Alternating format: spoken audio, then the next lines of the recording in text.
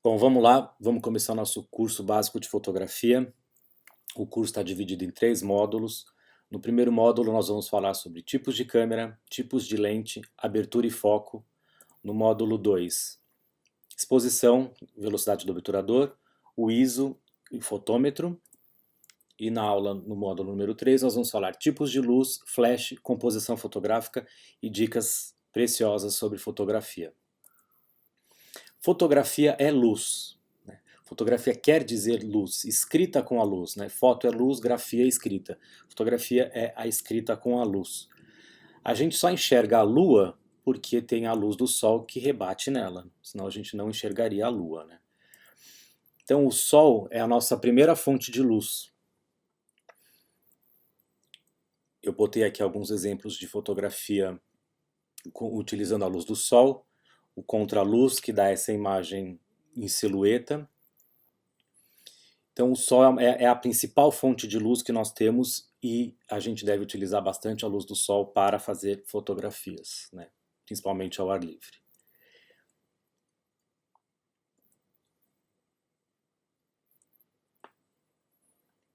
São fotos com apenas uma luz, fonte de luz, que é a luz do sol.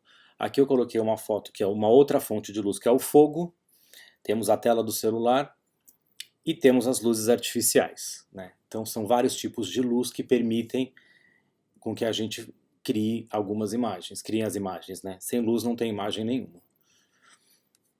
Temos aqui um exemplo de câmera, uma câmera compacta que está praticamente aposentada em função da evolução dos celulares, que era aquelas que a gente chamava point and shoot, era uma câmera bem simples, com poucos recursos, totalmente automática.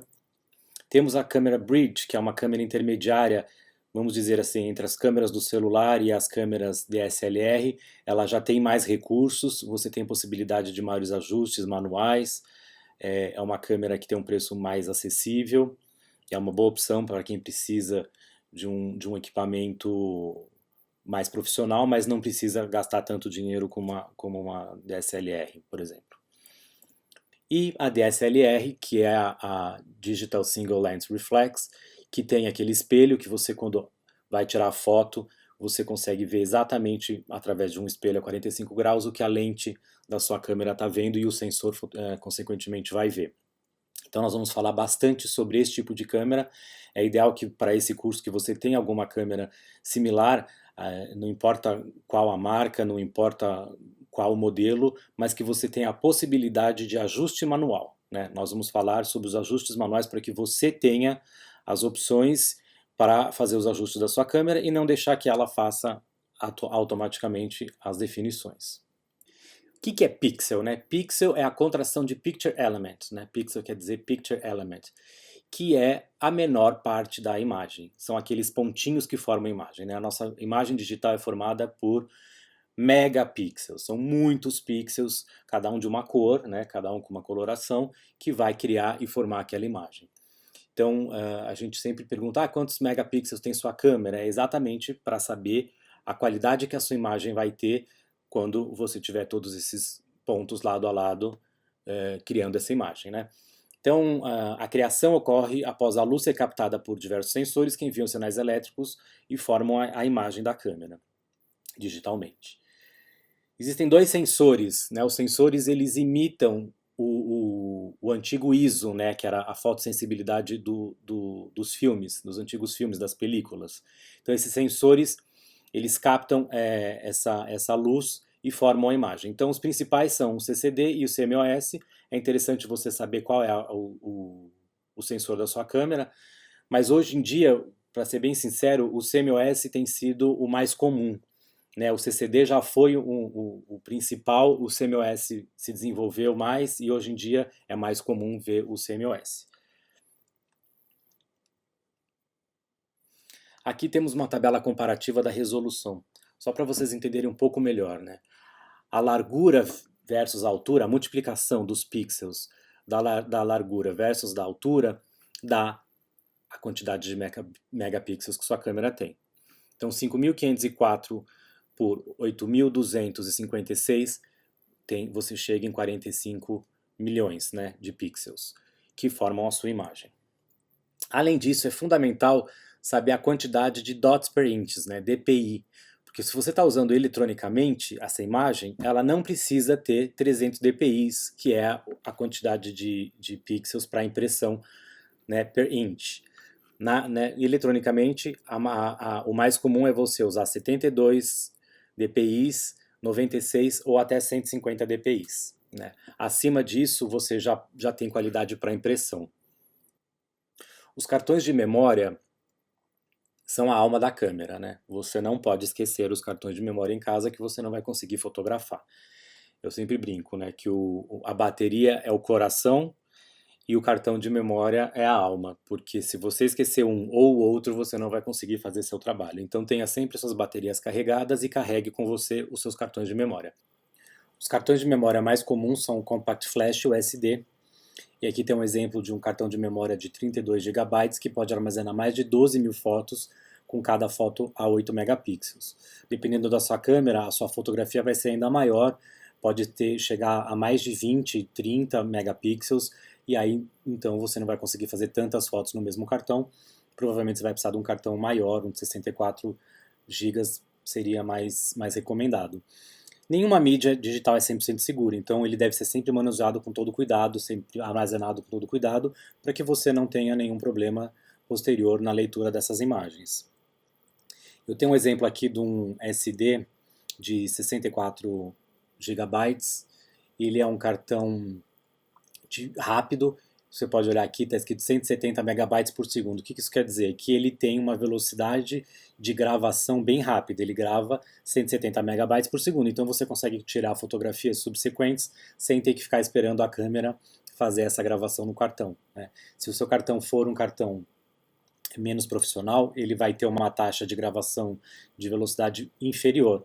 E aí você não consegue fazer muitas fotos na sequência, porque a câmera vai travar até que haja a gravação, a câmera vai travar até que haja a gravação de toda a informação da fotografia anterior.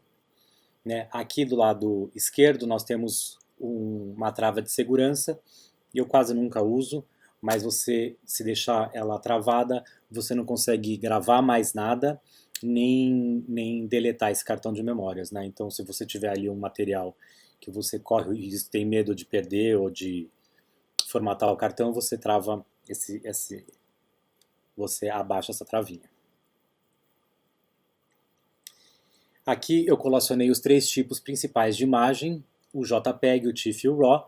O JPEG é o formato universal da fotografia, é um arquivo que já vem com processamento da câmera, ela já vai definir, porque ela tem nos presets da câmera, intensidade de cor, saturação, brilho, contraste, ela já vai ter uma fotografia processada e pronta. O TIFF é o formato profissional e o RAW é o formato que eu utilizo, que é a imagem crua, sem qualquer processamento da câmera, que vai precisar de uma pós-produção para que você faça a equalização fotográfica, né? É o laboratório que eu falo, né? Você vai estar lá, eu uso o Lightroom, que é meu laboratório de fotografia, que é onde eu vou preparar minha fotografia antes de exportá-la em JPEG para depois publicá-la ou imprimi-la. Eu coloquei 2 tipos de câmera, uma da Canon, uma da Nikon. Da Canon eu coloquei a Rebel T3i, que tem 18 megapixels, o ISO dela vai de 100 a 6400, o cartão de memória é o SD, Memory Card, e o sensor é o CMOS, tá? Dessa câmera. Então nós temos o dial aqui, que te dá algumas opções. Ela já tem algumas opções automáticas, que é o 100% automático, pré-definição para sem flash, pré-definição para portraits, landscape, close-up, sports, night view e vídeo. Então você coloca nessa opção que é automática, a câmera vai fazer os ajustes automaticamente de acordo com essas pré-definições. E você tem as semi-automáticas, que são essa Creative Auto, que é automática, a P, que é Program, o TV, que é prioridade de velocidade, o AV, que é prioridade de abertura, você tem o 100% manual e o Aperture Depth, que é de Depth of Field, né, de profundidade de campo. Nós vamos falar sobre os ajustes manuais. Né? A gente vai até utilizar um pouco o semi-automático, que é a prioridade de abertura e a prioridade de velocidade, porque você vai ajustar a velocidade e ela automaticamente ajusta a abertura, ou você ajusta a abertura e ela ajusta a velocidade.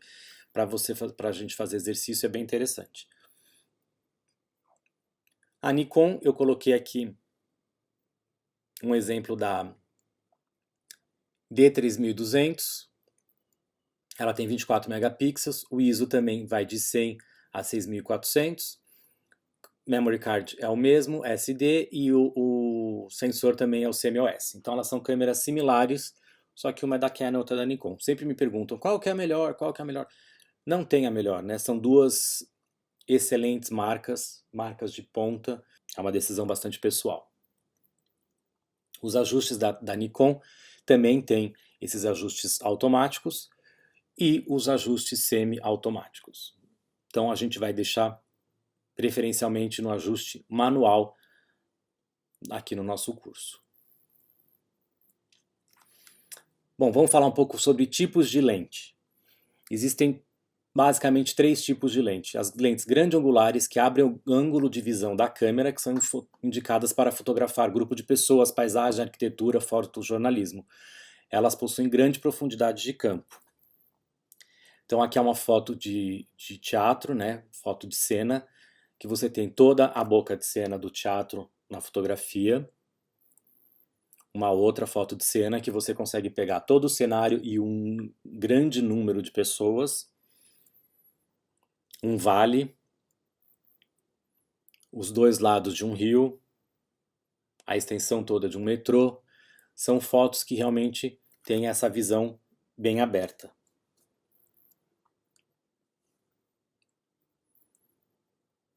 Né, olha aqui o tamanho do caminhão. O caminhão fica pequenininho. Aqui a Hoover Dam também, você consegue ter uma extensão bem grande de toda a paisagem. Grupo de pessoas. Aí nós temos a lente macro, que são para fotografar close-ups, para fotografar joias, detalhes, insetos, estruturas.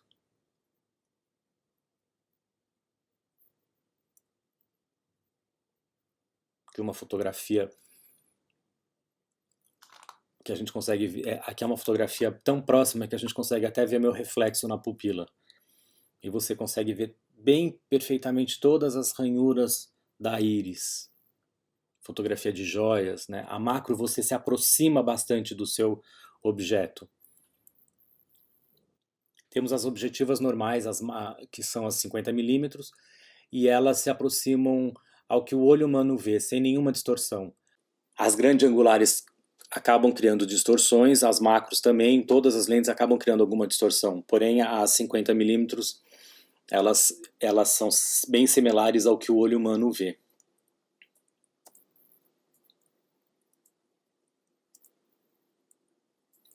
São fotos bem legais para criar também um desfoque de profundidade de campo, para fazer retratos.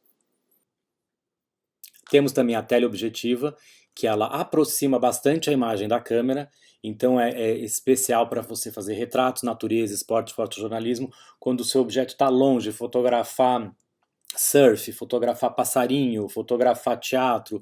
Quando você não está tão próximo do seu objeto, essa lente permite que você aproxime o objeto da câmera e ela também cria um desfoque bonito no fundo, né? Ela tem esse zoom que você consegue aproximar a ponto de não fotografar o objeto inteiro. Essa é uma foto que foi tirada a certa distância do palco. Aqui também. Então você consegue aproximar o seu motivo da câmera.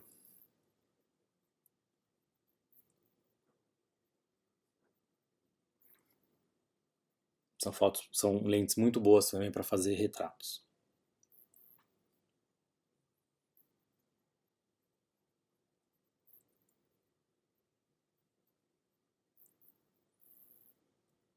E temos também a olho de peixe, que tem um ângulo de visão de 180 graus, que aí sim você tem uma distorção bem grande.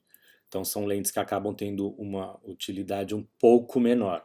Né? Você não vai sair fotografando tudo com essa distorção, mas você consegue ter fotos bem emblemáticas, bem bonitas. Se vier aqui, você consegue pegar praticamente a praça toda, uma enorme quantidade de pessoas, mas obviamente tem uma grande distorção. A gente costuma dizer que a fotografia tem 3 pilares básicos, né? Porque a fotografia é o resultado de uma exposição correta, dada através de 3 ajustes. O ajuste da velocidade do obturador, a abertura do diafragma e a sensibilidade do filme. Nós vamos olhar cada um desses pontos para que vocês entendam, e vocês sabendo isso, vocês vão conseguir fazer qualquer tipo de fotografia, né? É essencial você entender o conceito de cada um desse ajuste e em que momento fazê-lo, né? Então a gente vai começar falando da abertura do diafragma. Cada lente possui um anel interno, que é o diafragma, que controla a intensidade da luz. E o ajuste desse anel é feito através do F, o ajuste de F na câmera, que é focal distance, né? Então, se você tem uma lente de 100 milímetros e você ajusta no focal distance 2, vai ser 100 sobre 2, porque é F sobre 2. Então, essa abertura vai ter 50 milímetros. Se você utilizar essa mesma lente, mas no F 22, 100 sobre 22, a abertura vai ser 4,5. Ou seja, as pessoas se confundem um pouco aqui, porque quando você usa o ajuste de F2, que é um número baixo, você tem maior quantidade de luz. E quando você usa o ajuste de F22, que é um número alto, você tem uma menor quantidade de luz, né? Deu para entender? Aqui a gente tem uns exemplos de abertura 1.2, 1.4, 2, 2.8, 4 e assim por diante. Então a abertura máxima dessa representatividade aqui dessa lente seria 1.2 e a abertura mínima seria 22. Então quando a gente vai comprar uma lente, a gente tem que observar os números que estão escritos nela, que ela vai te dizer qual que é a abertura máxima. Então essas lentes padrões que vem na câmera, geralmente tem abertura máxima 5.6, 4 até 3,5. Então geralmente ela é de 3,5 para frente. As lentes que têm aberturas maiores que 3,5 são lentes mais caras. E são lentes mais rápidas, né? Ditas mais rápidas, porque ela vai ter maior possibilidade de entrada de luz, consequentemente você consegue utilizar uma velocidade mais alta. Então quando a gente vai comprar uma lente, a gente tem que observar os números que estão escritos nela, que ela vai te dizer qual que é a abertura máxima. Então essas lentes padrões que vem na câmera, geralmente tem abertura máxima 5.6, 4 até 3,5. Então geralmente ela é de 3,5 para frente. As lentes que têm aberturas maiores que 3,5 são lentes mais caras. E são lentes mais rápidas, né? Ditas mais rápidas, porque ela vai ter maior possibilidade de entrada de luz, consequentemente você consegue utilizar uma velocidade mais alta. Então, além da abertura da lente, o que vai determinar a profundidade de campo é o tipo de lente que você está usando. A grande angular ela tem muito mais profundidade de campo do que a tele. E a distância que o seu objeto também, que está em foco, a distância que ele está da câmera também vai influenciar a profundidade de campo. Então, quanto mais perto da câmera tiver, menor vai ser a profundidade de campo. Aqui a gente tem um exemplo claro de grande angular, né? Você consegue ver praticamente a foto inteira nítida, né? São quilômetros e quilômetros de nitidez. Aqui também você tem primeiro plano e segundo plano bastante focados. Mesma coisa aqui, a árvore, a grama, os cavalos, o trator, está tudo em foco. Então aqui você tem bastante profundidade de campo. Mesma coisa aqui, que você tem bastante nitidez na foto, com exceção do que está bem no primeiro plano aqui, da árvore que está no primeiro plano, que essa sim, por estar muito próxima e o ponto de focagem está muito longe, você consegue ter esse desfoque no primeiro plano. Aqui o foco está no soldado do primeiro plano, e a partir dele começa esse desfoque gradual até o prédio lá atrás, que está todo desfocado. Mesma coisa aqui, o foco no primeiro plano e você tem o segundo plano desfocado. Aqui é a crina do cavalo em foco e o resto tudo desfocado, então aqui você tem pouca profundidade de campo, você já tem uma abertura maior de lente, né, com maior entrada de luz. Aqui você tem o foco na flor no primeiro plano com a abelha e o desfoque gradual do background. Mesma coisa aqui, o foco está na cruz no primeiro plano, então utilizando o F mais baixo. Esse é bem interessante porque por ser uma fila você consegue realmente perceber como o desfoque é gradual, né? O primeiro piloto está em foco, o segundo já tem bem menos, e aí vai desfocando gradualmente. O último, se você fosse olhar descontextualizadamente, você não ia nem saber que é um capacete. Aqui nós temos o nosso modelo em primeiro plano, com foco e o desfoque gradual. Para conseguir esse efeito, eu estava com uma lente clara, com uma abertura alta, era uma tele, então tudo auxilia para que esse desfoque seja bem bonito. Já nesse caso, eu não estou tão longe do modelo, o foco está no reflexo do olho dele no espelho, que está em foco, literalmente, e o resto tem o desfoque natural da lente dado pela abertura. Então, pessoal, para essa aula eu acho importante a gente fazer alguns testes. Eu quero que vocês peguem a câmera de vocês, coloquem na prioridade de abertura, vocês vão escolher a abertura e a câmera vai escolher a velocidade respectiva, né, proporcional àquela abertura. A câmera faz essa escolha. Vocês podem deixar o ISO também na seleção automática, para que a câmera faça essa escolha. Mas vocês vão ter o controle da abertura da lente e vão conseguir resultados assim ou assim. Vai depender da lente de vocês, claro, porque essa lente que é 1.8, a lente me permite ter 1.8. Vocês talvez não tenham uma lente tão clara, mas coloque na abertura máxima da sua lente para vocês verificarem qual que é o desfoque que vocês vão conseguir com essa lente e depois vão fazendo testes, fechando o diafragma para ver o impacto que isso vai ter na profundidade de campo da imagem de vocês. Bom, era isso que eu tinha para falar na aula de hoje.